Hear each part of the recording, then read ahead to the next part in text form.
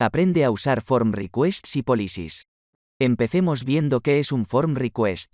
Para ello accedemos a la documentación del Laravel y nos dirigimos a la sección de Validation. Una clase form request encapsula su propia lógica de validación y autorización. En este caso tenemos una condición en nuestra vista. Esto determina quiénes pueden ver los dos botones para editar y para marcar una pregunta como resuelta. Verificamos si el usuario ha iniciado sesión y si su ID de usuario coincide con el ID del usuario que creó la pregunta. Así se ve una pregunta en el foro. Y aquí tenemos los botones. Uno de ellos es para marcar la pregunta como resuelta. En la parte inferior podemos ver la ruta asociada al botón de resolver. Gracias a esta condición, solo el usuario que creó la pregunta puede ver los botones.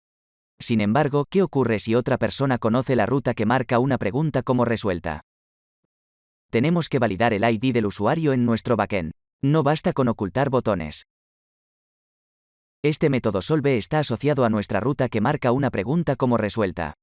¿Cómo podemos validar aquí si el usuario tiene los permisos suficientes? Como es un caso simple, muchos optarían por agregar una condición aquí. Sin embargo, debes tener en cuenta que la lógica puede ser más extensa en proyectos más grandes.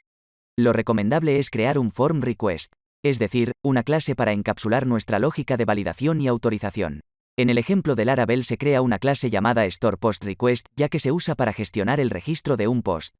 En nuestro caso, el request está asociado a marcar una pregunta como resuelta. Por eso usaremos el nombre solveQuestionRequest.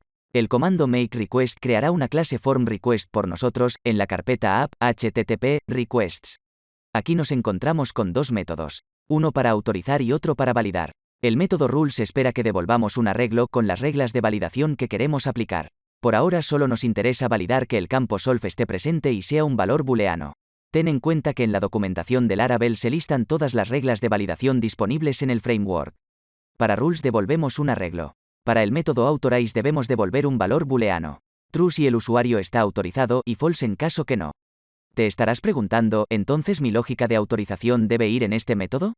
Sí, sin embargo hay una mejor forma de continuar organizando tu código. Aquí es donde empezamos a usar policies. Las policies son clases que organizan tu lógica de autorización en torno a un modelo o recurso en particular. Por ejemplo, si estás desarrollando un blog, tendrías un modelo post y su correspondiente post policy para autorizar las acciones de crear y actualizar posts. Usemos el comando makePolicy para crear una clase policy asociada a nuestro modelo question. Una vez que hemos creado nuestra política para preguntas, lo siguiente es registrar esta nueva policy. En nuestra clase authServiceProvider nos encontramos un arreglo llamado policies. Aquí debemos mapear nuestros modelos con nuestras policies. El método boot no devuelve nada, pero ejecuta el método registerPolicies. Una vez registrada nuestra policy, debemos agregar métodos por cada una de las acciones. Por ejemplo, un método update determina si un usuario determinado puede actualizar una pregunta o no. El método update recibe dos argumentos, el usuario que realiza la acción y el recurso que se está gestionando. En este caso, una pregunta. La tabla questions incluye una columna user ID con el ID del usuario que creó la pregunta. Por eso agregamos esta condición. Sin embargo, nos interesa que el administrador del foro, a su vez, pueda gestionar las preguntas de todos los usuarios. Por lo tanto, agregamos un operador OR a nuestra condición, para que los usuarios con rol de administrador cuenten también con esta autorización. Luego de definir nuestra policy, la pregunta es, ¿cómo usamos esta política en nuestro form request? Como tenemos el ID del recurso en nuestra ruta, una alternativa es usar el método find. De modo que, una vez encontrado el recurso, evaluamos si el usuario puede actualizarlo. La traducción de can es puede y de update es actualizar. En nuestro caso no es necesario acceder a nuestro parámetro de ruta y luego usar find para encontrar la pregunta. Como estamos usando root model binding, la clase form request nos permite acceder a la pregunta usando this. Root model binding quiere decir que estamos enlazando dinámicamente el ID de nuestra pregunta con nuestro modelo question y obteniendo así un objeto. Como ya lo tenemos, este objeto estará disponible dentro de nuestro form request. Ahora entonces procedemos a reemplazar la clase request genérica por el form request que hemos creado. Como la lógica de autorización está encapsulada en nuestra clase questionPolicy, en nuestro form request simplemente escribimos ¿puede el usuario actualizar esta pregunta?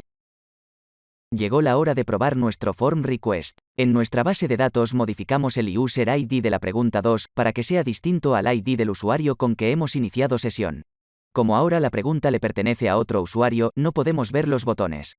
Vamos a comentar temporalmente la condición que tenemos en la vista para ver qué ocurre al hacer nuestra petición. Hacemos clic en el botón Marcar pregunta como resuelta y, como vemos, nuestro backend devuelve una respuesta 403, indicando que el usuario no se encuentra autorizado para realizar esta acción. Ahora vamos a ingresar con un usuario administrador y vamos a hacer clic en el mismo botón. En este caso no vemos el error 403 porque el usuario sí está autorizado para ejecutar esta acción. Sin embargo, vemos un mensaje de validación. La petición no incluye un parámetro solve. Para corregir esto simplemente modificamos nuestras reglas en el método rules. El parámetro debe ser booleano, pero no es obligatorio, porque cuando no está presente asumimos que es true. Genial, la pregunta se ha marcado como resuelta. Y nuestro código se encuentra muy bien organizado. El responsable de validar y autorizar el acceso sobre los métodos de nuestro controlador es nuestro form request. Y quien contiene la lógica específica para autorizar el acceso a nuestros recursos es nuestra clase policy. ¿Sabes? Lo mejor de todo es que nuestra política de acceso está disponible también para nuestras vistas. Entonces no necesitamos repetir la lógica de autorización. Simplemente definimos nuestra política una vez, y la podemos usar en cualquier sección de nuestro proyecto. ¿Qué opinas de los form request y las policies? ¿Crees que son útiles? Cuéntame en los comentarios si ya habías escuchado de estos conceptos anteriormente.